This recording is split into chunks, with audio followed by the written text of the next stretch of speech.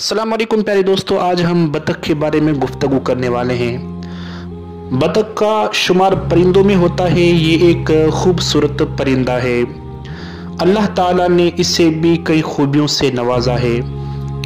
आज चंद खूबियां बयान करने की तरफ चलते हैं। जी दोस्तों, बतख तैरने में खूब माहिर होती है और ये भी आपको बात सुनकर हैरत होगी कि बतख के बच्चे अंडों से निकलते ही फौरन तैरना शुरू कर देते हैं।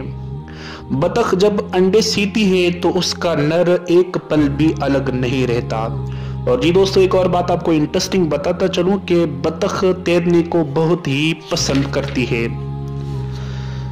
बतख के गोश्त के बारे में आता है कि तफसीर अहमदिया में है कि बतख का गोश्त जो शरीयत मोहम्मदी सल्लल्लाहु अलैहि वसल्लम में हलाल है और इसे बिस्मिल्लाह पढ़कर ज़िबाह किया जाए। अब बतख के फायदे। बड़े और छोटे बतख का गोश्त गर्म तर होता है और इसका गोश्त गर्म तबीयत रखने वाले अफराद के लिए बहुत ही फायदेमंद है।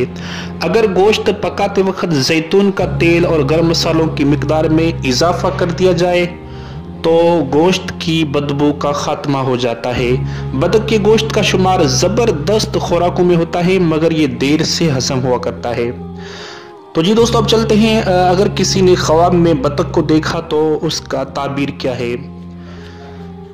किताबों में आता है कि ख्वाब में बतख देखना माल और नेमत की दलील है। अगर ख्वाब में देखा कि बतख को मारा या उसका गोश्त खाया तो दलील ये है कि औरत का या ज्यादा माल जो है वो विरासत में आएगा। और ये भी है कि तमाम चीजें जाया करके बैठेगा। अगर ख्वाब में देखा कि बतख से बातें करता है तो दलील ये है कि मालदार औरत के बायस सफर करेगा और इसमें इज्जत और फायदा पाएगा। जी दोस्तों, इमाम जाफर सादिक रहमतुल्लाहि ताला अलैह फरमाते हैं कि ख्वाब में सफेद बतख देखना ये माल की अलामत है कि माल मिलेगा या मालदार औरत मिलेगी, जबकि काली सियाह बतख देखना ख्वाब में कनीजा वगैरह मिलेगी। तो इस तरह की इंटरेस्टिंग वीडियो के लिए प्लीज हमारे चैनल को जरूर सब्सक्राइब करें। मिलते हैं नेक्स्ट वीडियो में, तब तक के लिए अब्दुल सत्तार को हेल्पिंग बाबा 5 की तरफ से दीजिए इजाजत।